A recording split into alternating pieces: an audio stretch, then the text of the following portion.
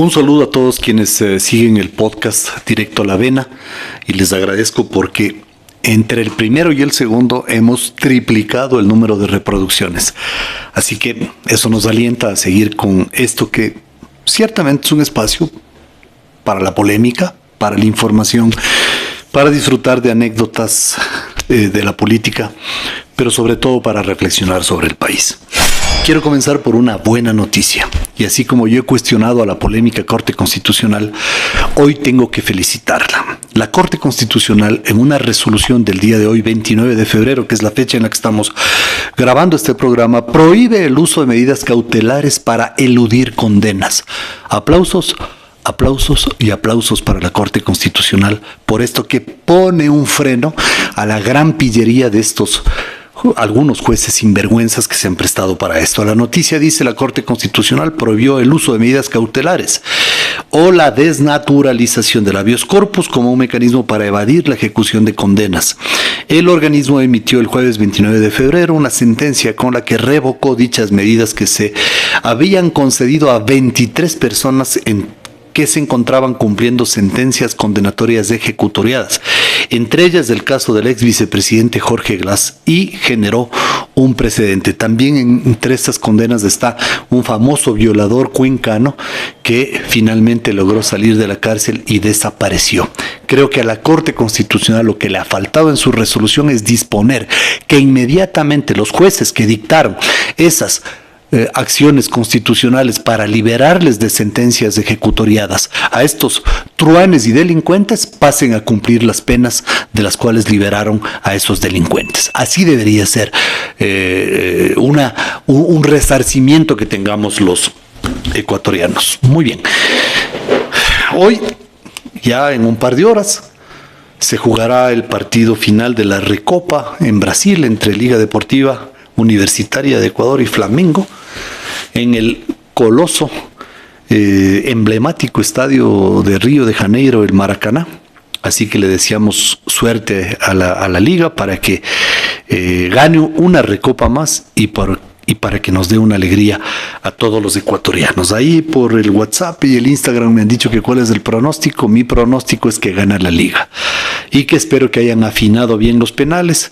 Va a ser un partido muy disputado, pero me anticipo a decir que, en mi opinión, la Liga tiene para ganar ese partido y mantener su tradición de ser prácticamente imbatible con los equipos de Brasil, que es sin duda una de las selecciones, con la de Argentina, más poderosas del Cono Sur y probablemente del mundo entero. Tercero, una gran noticia para el Ecuador. El gran poeta ecuatoriano Iván Oñate será el día viernes 29 de febrero a las 6 de la tarde galardonado por la Universidad Central porque le van a entregar un honoris causa. Viernes 29 de febrero a las 18 horas. Iván Oñate, un poeta de los más relevantes del Ecuador. Yo les recomiendo un libro fascinante de Iván Oñate, que es El País de las Tinieblas. Creo que se van a enganchar rápidamente y quiero por este espacio enviarle un afectuoso abrazo y un gran saludo a Iván Oñate y felicitarle por este justo reconocimiento de recibir honoris causa de la histórica Universidad Central del Ecuador. Creo que eso hace que la cultura ecuatoriana reconozca en uno de sus baluartes todas las virtudes y todo el aporte que le ha hecho al país. Así que un gran abrazo para Iván Oñate. Muy bien, vamos entrando en materia. La semana anterior mucha gente se quedó enganchada con la anécdota de la muerte de un presidente ecuatoriano, el doctor Aurelio Mosquera Narváez, y cómo se produce la sucesión. Luego de la muerte del doctor Mosquera Narváez allá en el año 1939, se reunió el Congreso Nacional, encargó el poder a Manuel María Borrero. Manuel María Borrero estuvo unos pocos meses y luego el mismo Congreso decidió encargarle la presidencia a Carlos Alberto Arroyo del Río porque él era el presidente del Senado. Pero, y esto es lo que nos quedamos enganchados y la gente me ha preguntado, ¿qué pasó después? Arroyo del Río renunció a ese encargo porque él estaba interesado en ser el candidato del liberalismo a la presidencia de la República, como efectivamente lo fue en el año 1940 y ganó esa presidencia en 1940. Ante el vacío que se produce, se le encarga el poder al presidente de la Cámara de Diputados, al famoso Andrés F. Córdoba, quien se convierte en un presidente interino del Ecuador hasta que se produce la entrega del poder a quien ganó las elecciones, bajo polémica, por cierto, como fue el doctor Carlos Alberto Arroyo del Río, quien tuvo desde 1940 a cargo el mando del país, y luego en 1941 se produjo la fatídica, violenta y cruel invasión peruana al Ecuador, guerra en la que realmente sufrimos una derrota militar y quedó el país muy lastimado. Sin embargo, Arroyo del Río logró mantenerse algo más de 2 años luego de estos incidentes en el poder, y finalmente el 28 de mayo de 1944 se produjo la gloriosa, con la cual el doctor José María Velasco Ibarra fue prácticamente llamado, gracias a un acuerdo entre liberales, conservadores y socialistas, para que asuma el poder, y una constituyente lo legitimó como tal. En 1944 se produce luego del ascenso al poder de Velasco Ibarra, luego de esta revuelta conocida como la Gloriosa. Él impulsa una nueva constitución, y luego se produce una nueva caída del doctor Velasco Ibarra. Al caer el doctor Velasco Ibarra, se produce la sucesión. Su vicepresidente, el doctor Mariano Suárez Vintimilla, un hombre muy ilustre, asume la presidencia de la República por apenas un mes, porque el compromiso fue que él asumiera transitoriamente la presidencia de la República para luego dar paso a que el Congreso Nacional designe al doctor Carlos Julio Arosemena Tola como presidente de la República para el periodo que termina en 1948. En ese año gana Galo Plaza Lazo las elecciones y permanece en el poder hasta 1952, donde nuevamente gana Velasco Ibarra, permanece hasta el año 56, gana el doctor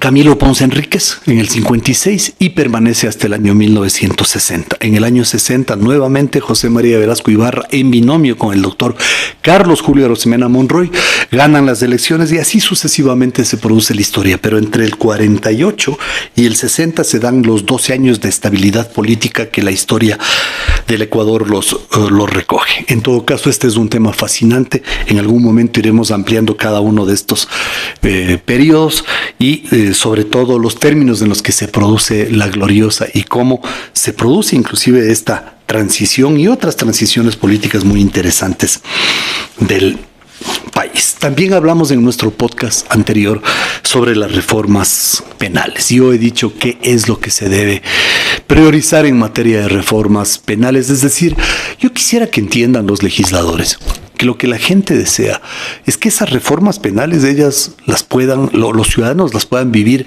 como propias, que tengan una incidencia en su vida diaria. Por ejemplo, esto de que los reincidentes ya no tengan beneficio de ninguna medida alternativa, sino que vayan a cumplir su condena en la cárcel. Eso incide en la vida de la gente, le da por lo menos psicológicamente una sensación de seguridad y también de alguna forma persuade al delincuente habitual a que no siga cometiendo delitos. Sin embargo, quiero hacer un señalamiento. La delincuencia no es un problema que está aislado de la situación económica del país. Mientras exista pobreza, exclusión, marginalidad, mientras hayan padres que no pueden llevar el pan a sus hijos, siempre habrá por ahí un caldo de cultivo para la delincuencia. No la justifico, simplemente digo de que hay que combatir a la delincuencia, que hay que hacer reformas penales, que hay que tener severidad con los zampones, pero que también el país tiene que generar condiciones para que la gente pueda tener empleo, que la gente pueda tener recursos, créditos para hacer un emprendimiento, que las madres que son jefes de familia tengan créditos privilegiados a bajísimos intereses, que los gobiernos seccionales se preocupen de la cooperación internacional para generar créditos productivos para la microempresa, para los emprendimientos. Es decir, hay que resolver también el problema de la economía del día a día del país, porque la gente tiene que comer y tiene que alimentar a los hijos. Pero aparte de eso, volver a decir una vez más, el poder tiene que aterrizar en la vida de la gente. Es decir, el gobierno como tal no puede quedarse en una luna de miel pensando que como ya hemos sacado a los militares de las calles, todo está resuelto. No, eso me parece que es cometer un error. Yo creo que hay que pensar en la necesidad de que el poder aterrice en las vivencias de la gente. La gente lo que necesita es seguridad, por supuesto, pero necesita reformas penales que refuercen el papel de la fuerza pública en las calles. Pero la gente necesita empleo, necesita un crédito al que puedan acceder, necesitan los emprendedores poder levantar sus pequeños negocios con el auxilio del Estado. La gente necesita capacitación gratuita y el Estado debería tener esa como una de sus prioridades. Acceso a la universidad, mejorar la educación pública, reinsertar en las ofertas curriculares de la educación pública todo lo que significa la formación humanista y desterrar todas las formas de adoctrinamiento de los jóvenes. Es decir, es un problema complejo que, de acuerdo a lo que ustedes me vayan sugiriendo en los comentarios, yo voy a ir avanzando. Y por cierto, aprovecho para decirles que si les gusta este programa, pongan un me gusta, suscríbanse al canal y háganme llegar sus comentarios porque es importante saber eso. Es curioso también que sobre el tema de las reformas penales, quienes más se han interesado, por no decir los únicos que se han interesado, son los ciudadanos.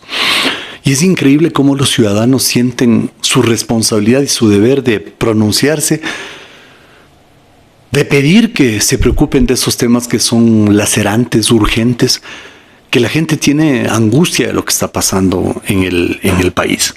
Y creo que los actores de la política tienen que abrir los ojos frente a esa demanda de los ciudadanos, sobre todo entendiendo que el Código Integral Penal fue diseñado como un escudo fundamentalmente para el AMPA, un escudo para los corruptos, un escudo para tener todos estos vericuetos de quienes estuvieron una década en el poder y sabían lo que estaban haciendo. Por eso necesitaban un código penal que les favorezca. Por eso el código penal está pues cargado de garantías para los delincuentes y los zampones, y los ciudadanos comunes y corrientes prácticamente están en indefensión. Ahora bien, creo que aquí hay también que desmitificar un hecho. Yo como abogado en libre ejercicio, ahora que tengo algunos casos en fiscalía, he podido constatar, primero, que hay excelentes fiscales. Fiscales que realmente merecen que nos saquemos el sombrero. Hay de los otros también, los pícaros, pero hay excelentes fiscales. ¿Saben qué he visto? En una fiscalía de derechos y personas aquí en la ciudad de Quito, una de las tres personas que laboraba ahí renunció. Quedaron el fiscal y la secretaria. A mí me consta como la secretaria desde las 8:30 de la mañana hasta las 2 de la tarde, clavada, despachando y despachando. Así los procesos en el escritorio, así. Y el fiscal haciendo lo posible para atender a los usuarios, para despachar sus asuntos, para hacer sus informes, para generar oficios y para atender un sinnúmero de audiencias a las que les convocan a los fiscales. Me saco el sombrero de esos funcionarios, de esos servidores de la fiscalía que hacen un gran trabajo. En la otra fiscalía, 3 personas, la fiscal, la secretaria y un auxiliar, para que si ustedes fueran y vieran la cantidad de procesos que hay ahí, realmente dirían, todo lo que se dice es falso. Hay también fiscales pillos, fiscales sinvergüenzas, claro. Hay gente indeseable, por supuesto, en todas partes, y no solamente en el Ecuador, en todas partes. Así sucede. Pero sí creo que hay que desmitificar este hecho. El trabajo de muchos fiscales muy calificados y de personal de la fiscalía, creo que realmente es muy relevante, y creo que debemos todos acabar con estos mitos, porque los prejuicios son muy malos, ¿no? Así como hay jueces también muy correctos y de primera, puedo dar los nombres, hay de los otros también. Entonces no se pueden hacer generalizaciones y no podemos vivir de los prejuicios. Así que este era un tema que quería abordar porque la gente dice, con esos fiscales, nos quedan muchos jueces, hemos conversado y me han dicho para nosotros el Código Integral Penal es una camisa de fuerza.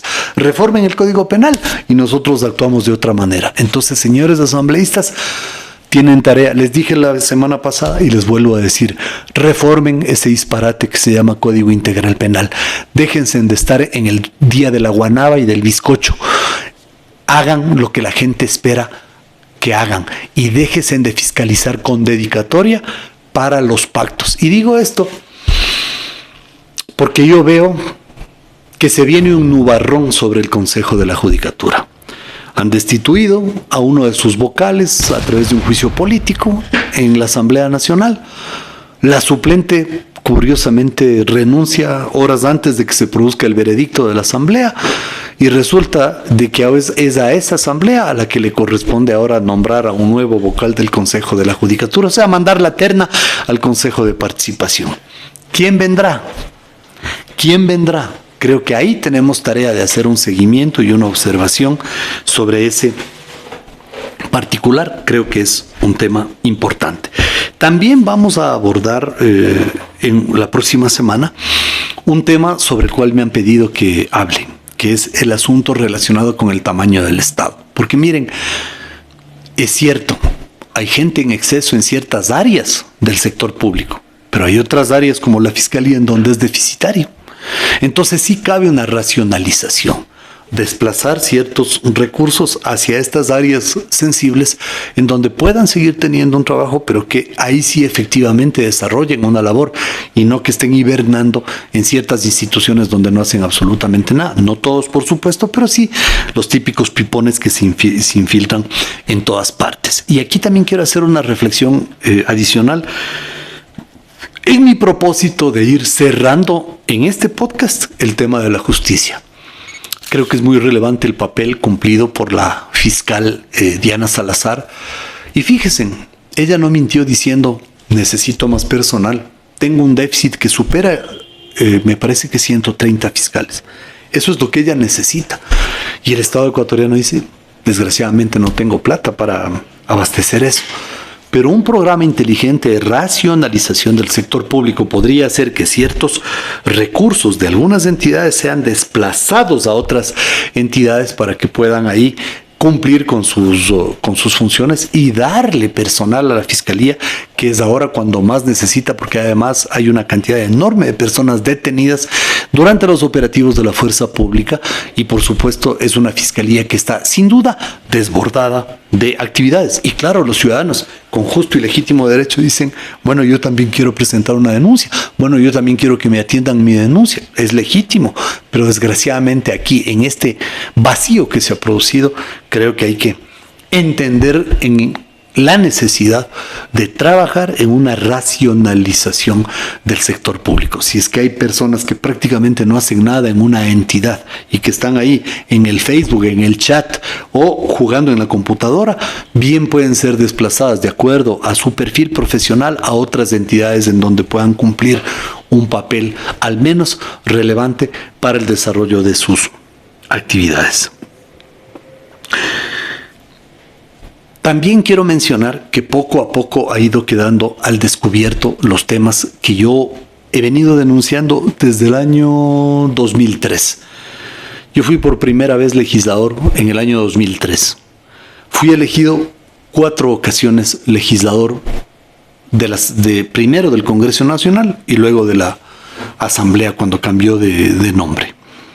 Y desde entonces mis preocupaciones han estado orientadas al tema de la inseguridad de las leyes penales que dejan en la indefensión a la gente honrada y trabajadora y de la exagerada cantidad de garantías, prebendas y canonjías que se instalaron a favor de los zampones con el Código Integral Penal. Resulta que el tiempo me dio la razón y no es un momento para reprochar a nadie. Lo único que quiero es llamarles a la reflexión y decirles de que efectivamente necesitamos como país tener una profunda reforma del Código Penal, darle mejores herramientas a la Fiscalía para que pueda desarrollar su tarea, desmitificar los prejuicios, No sí, hay jueces malos, sí, hay fiscales malos, sí, pero no son todos, esos son la excepción. Desmitificar los hechos. Vayan como yo a la fiscalía y siéntense un ratito ahí a mirar todo el trajín que tiene una persona que está despachando. Centenares de causas, y es que no se avanzan. O sea, humanamente no se avanzan. Yo me solidarizo con ellos, humanamente no se avanzan. Y por eso creo que hay que desmitificar eso, desmitificar los prejuicios que hay en contra de fiscales y de jueces, porque realmente hay problemas en la justicia, sí, hay problemas en la justicia. Se viene un problema en el Consejo Nacional de la Judicatura, porque probablemente el que sea designado por la Asamblea Nacional, por un acuerdo legislativo que viene desde la posesión del presidente Noboa, entre el correísmo, el Partido Social Cristiano y el partido de Noboa, probablemente designen a una persona que quizá no haga mayoría en el Consejo de la Judicatura, pero que puede ir a tener un papel que no sea el más edificante y que no sea el deseable. Entonces, sí creo que es un tema que lo debemos tener bajo supervisión.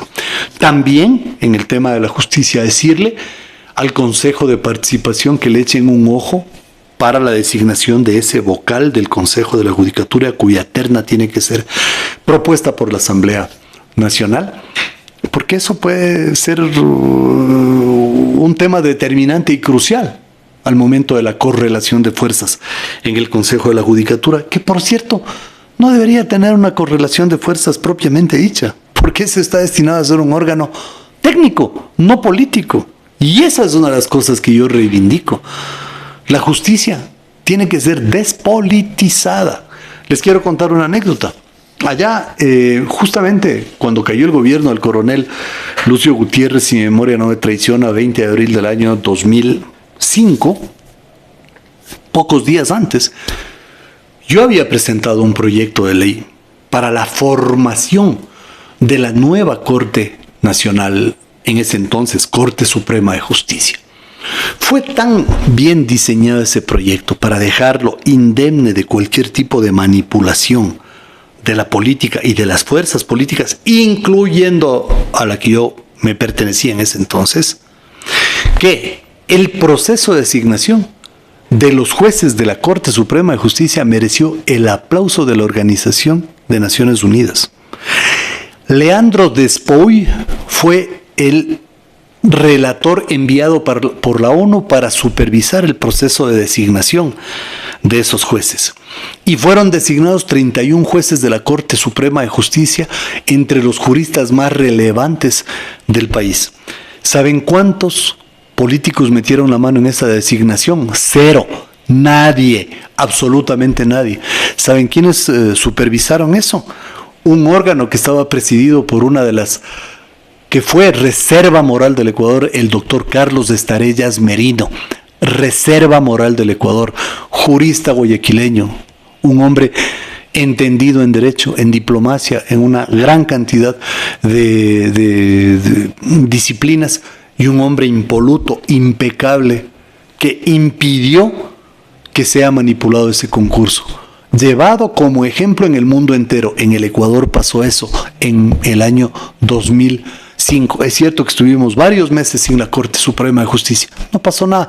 Finalmente después tuvimos una Corte Suprema de Justicia ejemplar que al mismo tiempo comenzó a depurarse cuando algún juez cometía una incorrección. La propia Corte actuaba en sus mecanismos de autodepuración y se iba librando de esos malos jueces. Una corte ejemplar que ojalá hubiera durado hasta el día de hoy. Una corte de primera. En mi opinión, una corte que no tenía ningún tinte político. Les estoy hablando del año 2005. El Ecuador puede tener una justicia transparente, sí, si nos ponemos de acuerdo, si se actúa con transparencia y si es que hay gente con ética que lo que quiere es reivindicar la justicia, salvar la justicia y ponerla a buen recaudo de las manipulaciones de carácter político. Esto ya pasó en el Ecuador.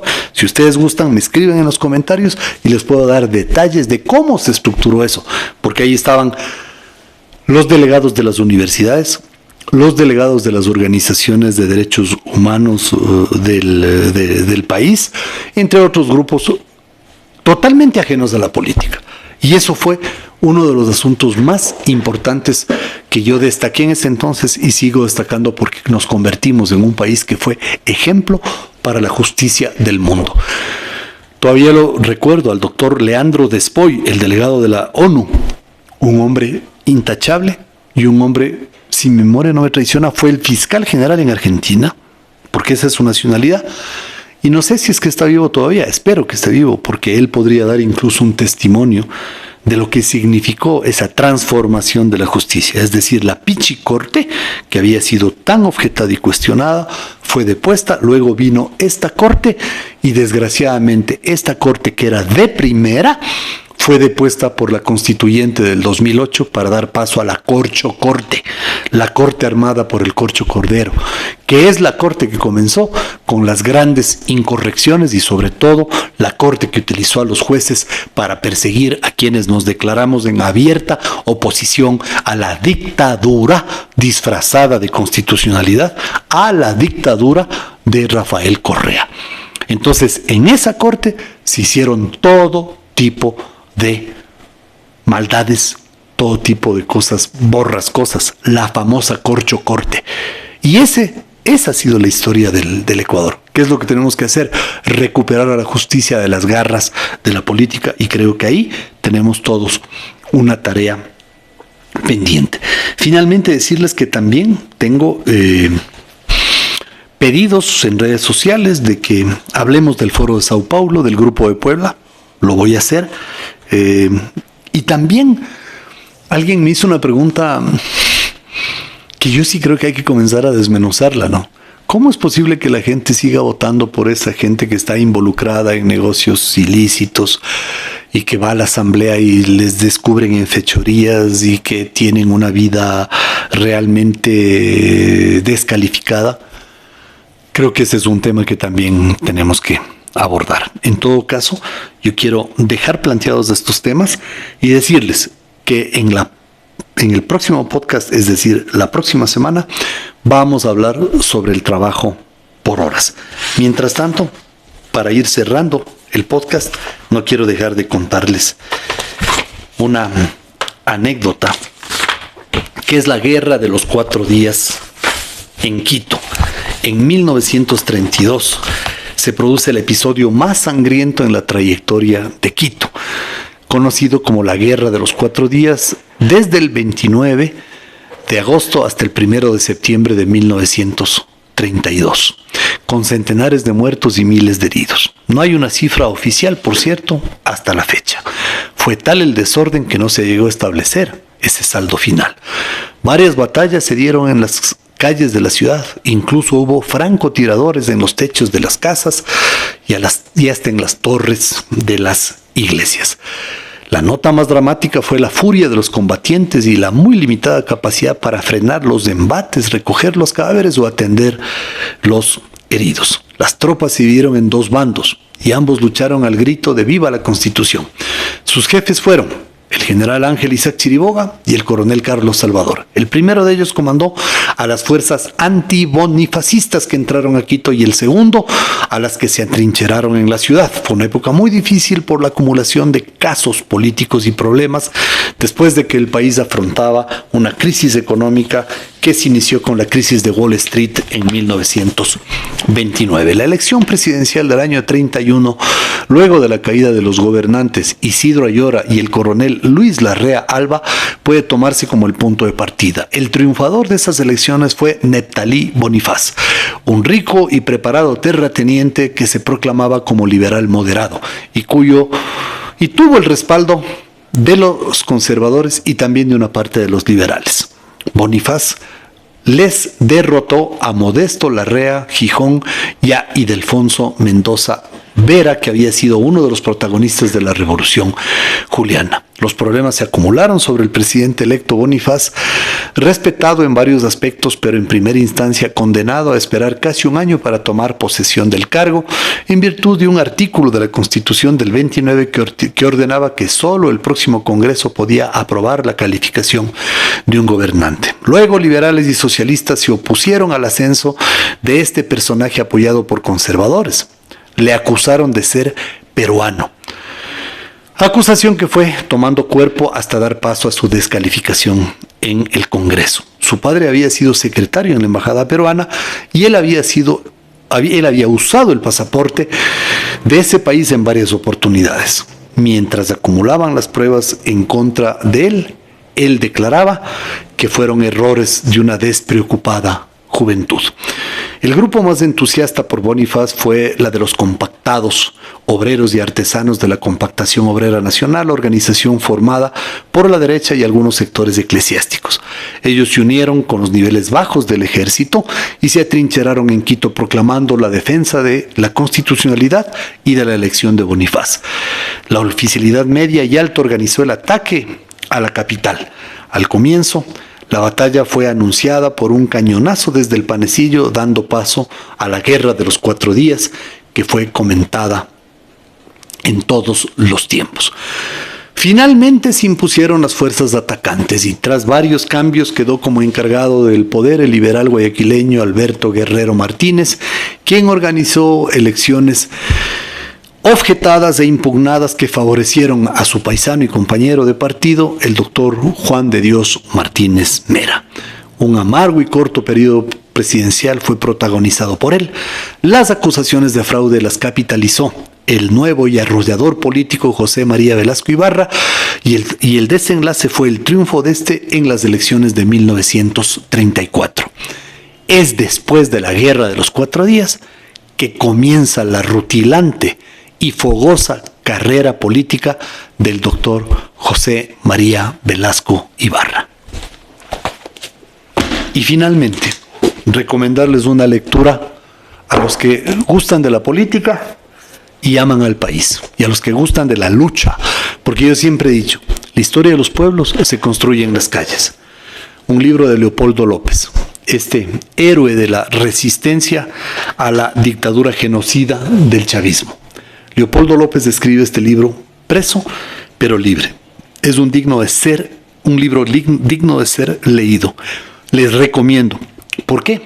Porque Leopoldo hace una radiografía desde su lucha anterior a su arresto, luego su entrega y luego su vida en Ramo Verde, una cárcel militar en la que tuvo que padecer el aislamiento, la tortura, el desprecio y todo tipo de situaciones que verdaderamente son deleznables para un ser humano. No tengo muchos textos que leer de esto, sino los que yo he recogido como un breve resumen, un poco para dejarles hasta picados a ustedes para que consigan este libro, que por cierto está en las librerías, pero también hay en una versión digital. Miren lo que dice Leopoldo López. Me permito decir que estoy preso, pero soy libre. Es así, y así me siento, aunque no dejo de estar preso. Condición con la que debo encontrarme todos los días.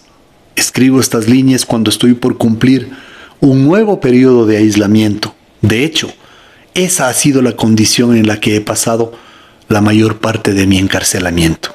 Ayer, a eso de las 12 del mediodía, escuché gritos de mujer en las afueras de la cárcel. Me subí a la ventana para ver qué ocurría, y abajo en el portón estaba Lilian, mi esposa, con mi hijo Leopoldo en brazos. No pudieron pasar. Lilian me gritaba palabras de optimismo, de fuerza, idea de lo que estamos pasando. Mi pequeño hijo Leopoldo me saludaba y como lo hacía desde lejos, no podía ver bien sus caras, solo siluetas, porque mi visión ha estado afectada y se ha deteriorado. Pero solo con ver la mano de mi hijo saludándome y con adivinar su permanente sonrisa, me llené de fuerza. Esto es los que han pasado, los que han luchado contra el criminal y genocida chavismo en Venezuela.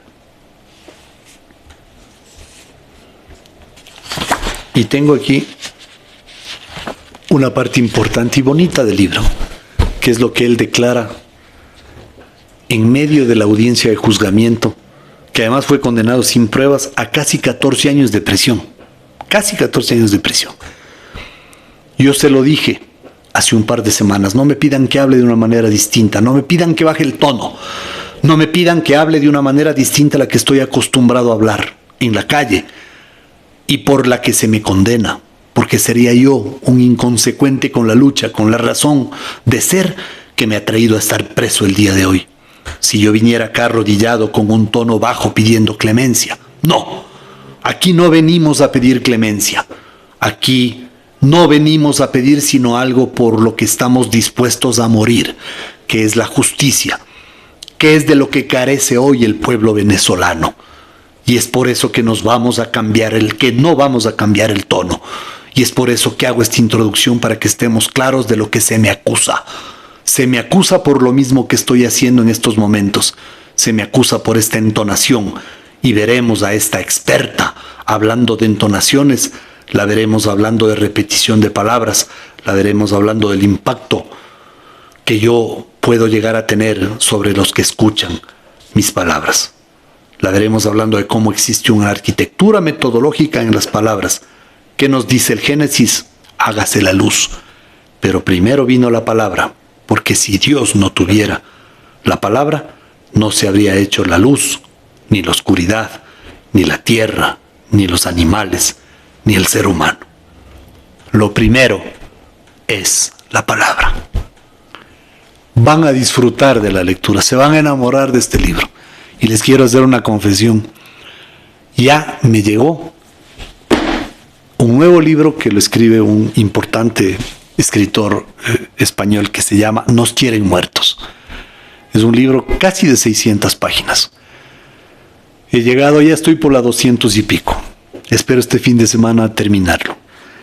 Pero yo creo que hay que leer estos libros para entender que el peligro todavía nos acecha y que el peligro no ha sido superado.